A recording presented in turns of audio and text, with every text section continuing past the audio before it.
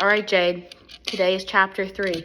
I'm sorry it's taken me so long, but I did hear from Kai that you designated us Harry Potter characters. I think she said that you gave her Dobby, Nyla, this is Toby. I don't know if sorry, sidetrack.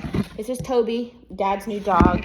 So he's going to be joining us for the reading, apparently. Chill, bro. But I heard that you gave me Ginny Weasley, which is interesting because 2 other people have told me that I look like her, which I don't really agree with. But it's funny because whenever I was 12, 13, I got her wand from Universal.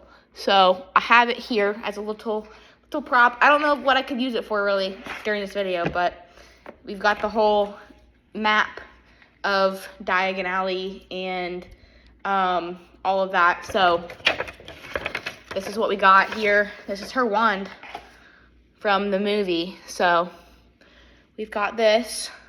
I'm literally going to give it to you as soon as I see you, because I don't know if you like Ginny or not, so hopefully you weren't roasting me, but it's all yours, girlfriend, because I never use it, and also, too, it's pretty cool. You can use it when you go to the park.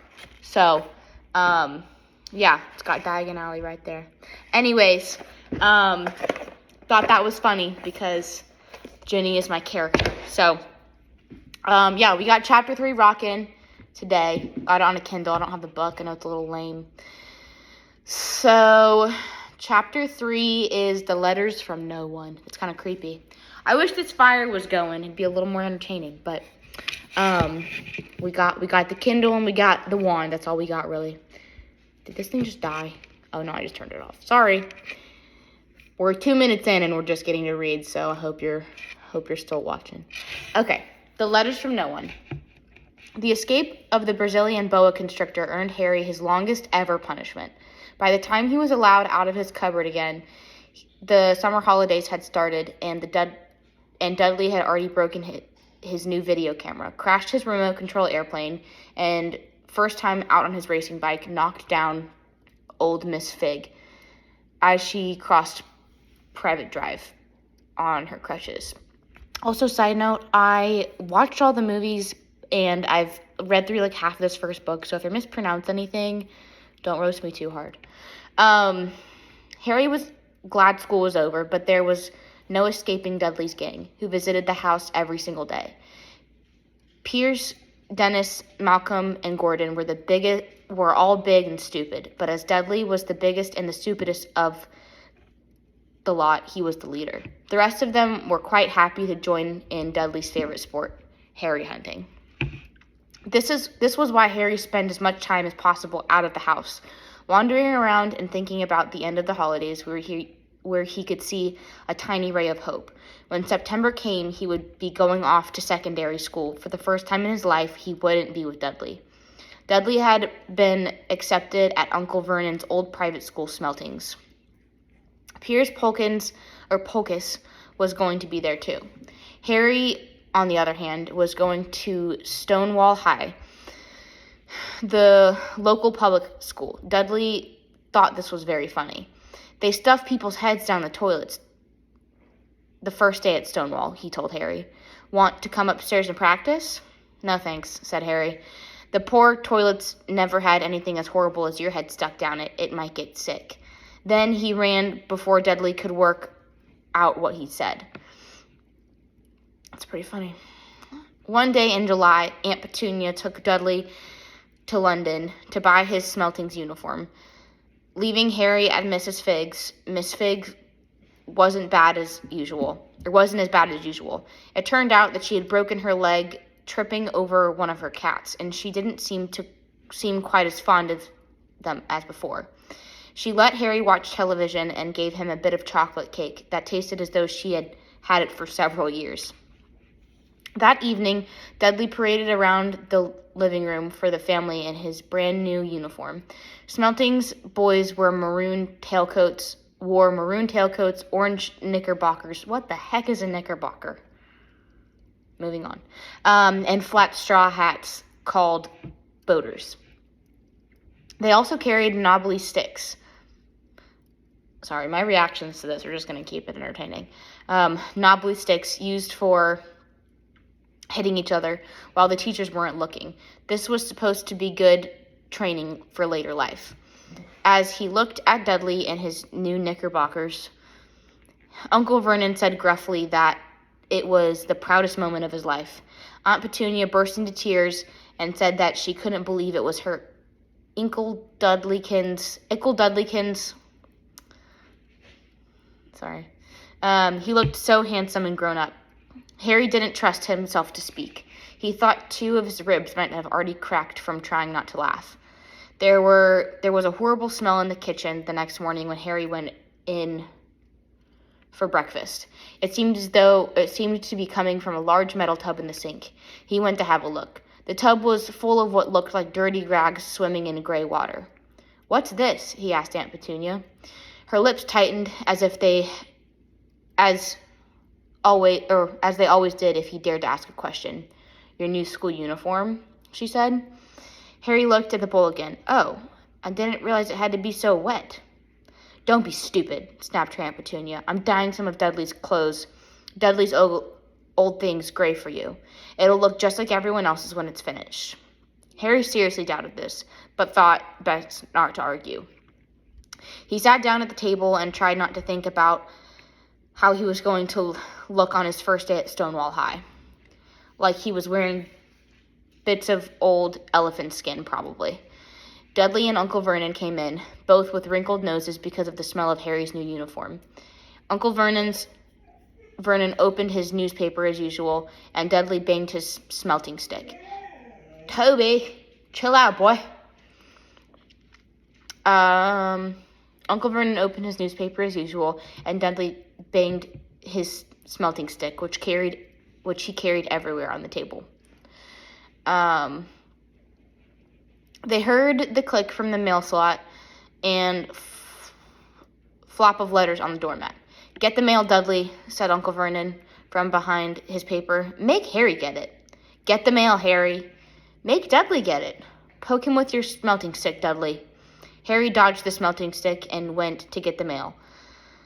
3 things lay on the doormat: a postcard from Uncle Vernon's sister Marge, who was vacationing on the Isle of Wight, a brown envelope that looked like a bill, and a letter for Harry. Harry picked it up and stared at it, his heart twanging like a giant elastic band. No one ever in his whole life had written to him. Who would? He had no friends, no other relatives. He didn't even belong to the library, so he'd never even gotten rude notes asking for books back. Yet here it was, a letter, addressed so plainly that there could be no mistake. Mr. H. Potter, a cupboard under the stairs, 4 Privet Drive. I think it is Privet Drive. Private Drive? I think it's Privet. Sorry. Back to the book. Little Winging, Surrey. I don't know what that means, but okay. The envelope was thick and heavy, made of yellowest parchment, and the address was written in emerald green ink. There was no stamp. Turning the envelope over, his hand trembling, Harry saw a purple wax seal bearing a coat of arms, a lion, an eagle, a badger, and a snake surrounding a large letter H.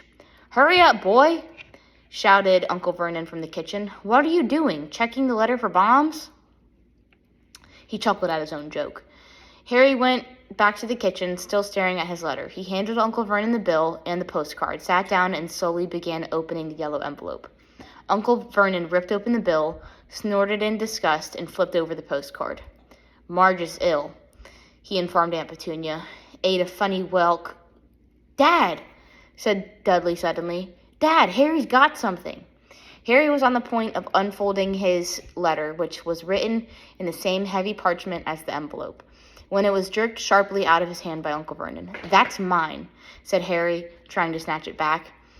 "Who would be writing you?" sneered Uncle Vernon. Shaking the letter open with one hand, glancing at it, his face went from red to green faster than a set of traffic lights. And it didn't stop there. Within seconds, it was grayish white of old porridge. Petunia?" he gasped. Dudley tried to grab the letter to read it, but Uncle Vernon held it high out of his reach. Aunt Petunia took it curiously and read the first line. For a moment, it looked as though she might faint. She clutched her throat and made a choking noise. Vernon! Oh my goodness! Vernon! They stared at each other, seeming to have forgotten that Harry and Dudley were still in the room. Dudley wasn't used to being ignored. He gave his father a sharp tap on the head with his smelting stick. I want to read that letter, he said loudly. I want to read it, said Harry furiously, as it is mine. Get out, both of you, croaked Uncle Vernon, stuffing the letter back inside of its envelope. Harry didn't move. I want my letter, he shouted. Let me see it, demanded Dudley. Out, roared Uncle Vernon, and he took both Harry and Dudley by the scruffs of their necks and threw them in the hall, slamming the kitchen door behind them. Harry and Dudley promptly had a furious but silent fight over who would listen at the keyhole. Dudley won, so Harry, his glasses dangling from one ear, lay flat on his stomach to listen at the crack between the door and the floor. Vernon, Aunt Petunia was saying in a quiet, quivering voice, look at the address. How could they possibly know where he sleeps? You don't think they're watching the house? Watching, spying, might be following us, muttered Uncle Vernon wildly. But what should we do, Vernon? Should we write back? Tell them we don't want... Harry could see Uncle Vernon's shiny black shoes pacing up and down the kitchen. No, he said finally. No, we'll ignore it. If they don't get an answer, yes, that's best. We won't do anything. But I'm not having one in the house, Petunia. Didn't we swear that when we took him in, we'd stamp out that dangerous nonsense? That evening, when he got back from work, Uncle Vernon did something that he'd never done before. He visited Harry in his cupboard. Where's my letter? Said Harry at the moment Uncle Vernon had squeezed through the door. Who's writing me? No one. It was addressed to you by mistake, said Uncle Vernon shortly. I have burned it. It was not a mistake, said Harry angrily. It had my cupboard on it. Silence, yelled Uncle Vernon, and a couple of spiders fell from the ceiling. He took in a few deep breaths and then forced his face into a smile, which looked quite painful. Yes, Harry, about this cupboard. Your aunt and I have been thinking. You're really getting a bit big for it. We think it might be nice if you moved into Dudley's second bedroom. Why? Said Harry. Don't ask questions, snapped his uncle. Take this stuff upstairs now.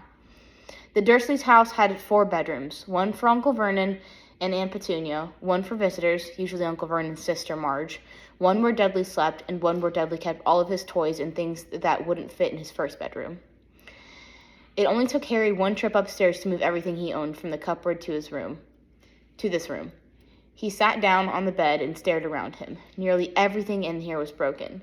The month-old video camera was lying on top of a small working tank Dudley had once driven over the next door neighbor's dog. Goodness gracious. In the corner was Dudley's first ever television set, which he'd put his foot through when his favorite program had been canceled. There was a large bird cage yawn break. There was a large bird cage which had once held a parrot that Dudley had swapped at school for a real air rifle, which was up on a shelf with the end all bent because Dudley had sat on it. Other shelves were full of books. They were the only things in the room that looked as though they'd never been touched. From downstairs came the sound of Dudley bawling at his mother. I don't want him in there. I need that room. Make him get out. Harry sighed and stretched out on the bed. Yesterday, he'd given anything to be up here. Today, he'd rather be back in his cupboard with that letter than up here without it. Next morning at breakfast, everyone was rather quiet. Dudley was in shock. He'd screamed, whacked his father with a smelting stick, been sick on purpose, kicked his mother, and thrown his tortoise through the greenhouse roof. And he still didn't have his room back. Toby, get out of there, boy. Sorry, Jade.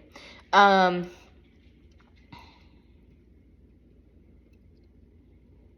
he still didn't have his room back. Harry was thinking about this time yesterday and bitterly wishing he had opened the letter in the hall. Uncle Vernon and Aunt Petunia kept looking at each other darkly. When the mail arrived, Uncle Vernon, who seemed to be trying to be nice to Harry, made Dudley go and get it. They heard him banging things with a smelting stick all the way down the hall. Then he shouted, "There's another one! Mr. H. Potter, the smallest bedroom, 4 Privet Drive." With a strangled cry, Uncle Vernon leapt from his seat and ran down the hall, Harry right behind him. Uncle Vernon had to wrestle Dudley to the ground to get the letter from him, which was made difficult by the fact that Harry had grabbed Uncle Vernon around the neck from behind. After a minute of confused fighting, in which everyone got hit a lot by the smelting stick, Uncle Vernon straightened up, gasping for breath, with Harry's letter clutched in his hand. Go to your cupboard. I mean, your bedroom." He was wheezing at Harry. "Dudley, just go." Harry walked round and round his new room. Someone knew he had moved out of his cupboard. I turned it off again. Hold on, Jade. Pause.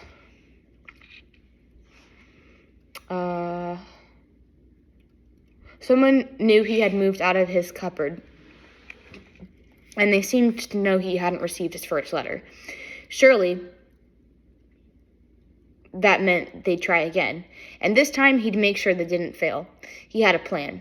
The repaired arm clock rang at 6 o'clock the next morning. Harry turned it off quickly and dressed silently. Another yawn break, wow. He mustn't wake the Dursleys. He stole downstairs without turning on any of the lights. He was going to wait for the postman on the corner of Privet Drive and get the letters for number 4 first. His heart hammered as he crept across the dark hall towards the door.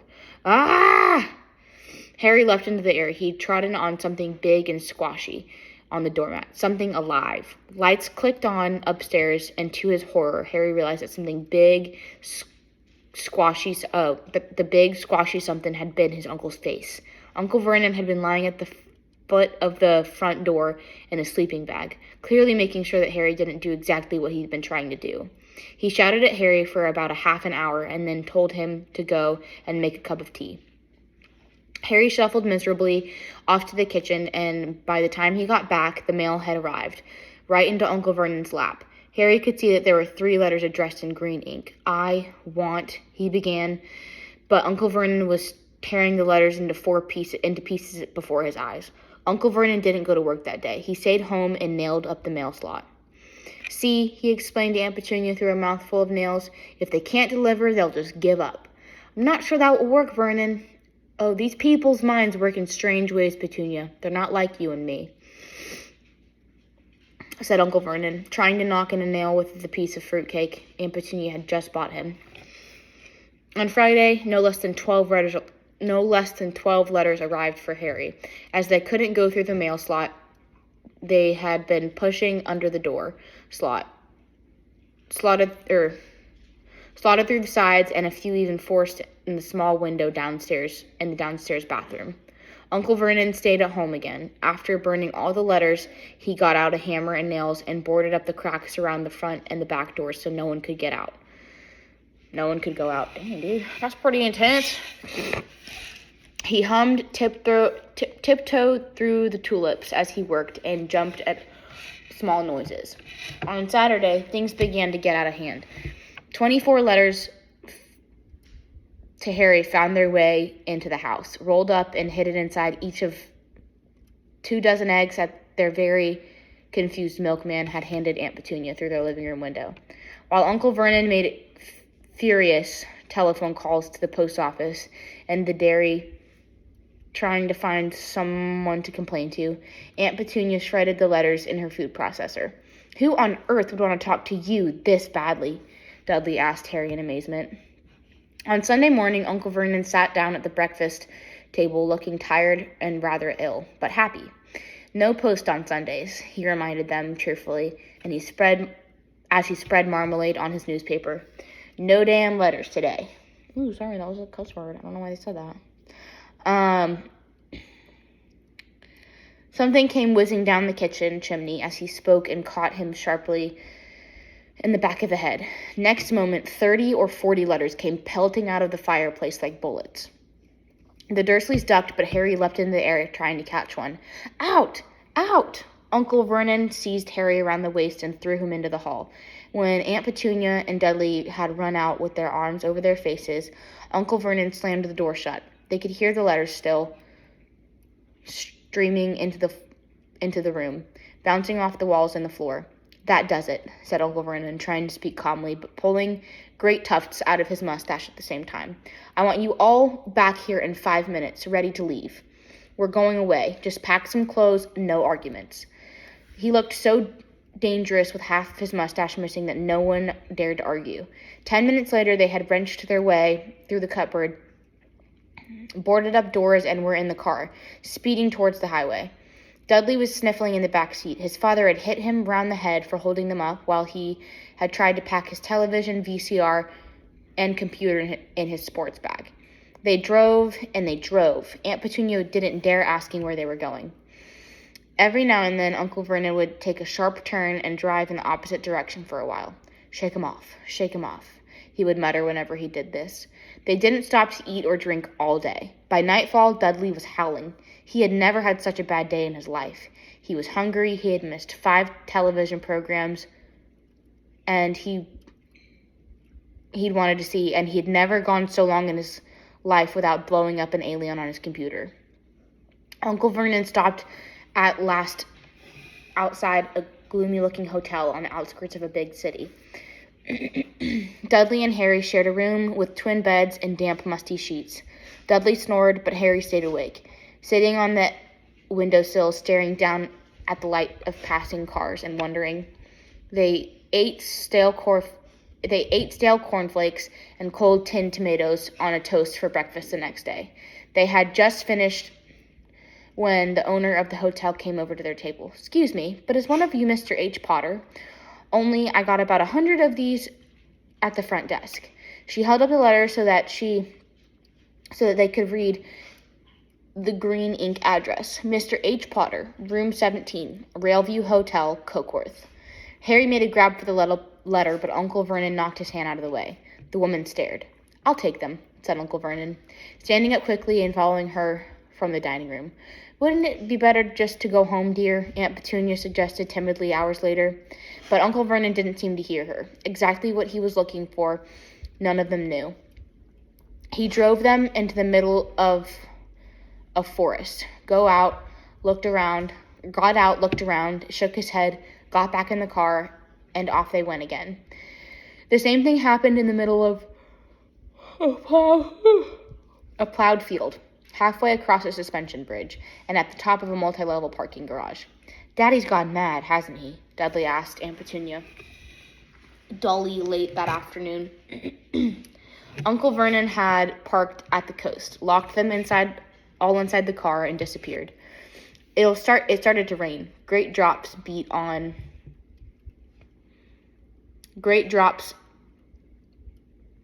the roof of the car. Dudley snibbled. "It's Monday," he told his mother. "The great Humberto's on tonight. I want to stay home and I want to stay somewhere with a television." Toby.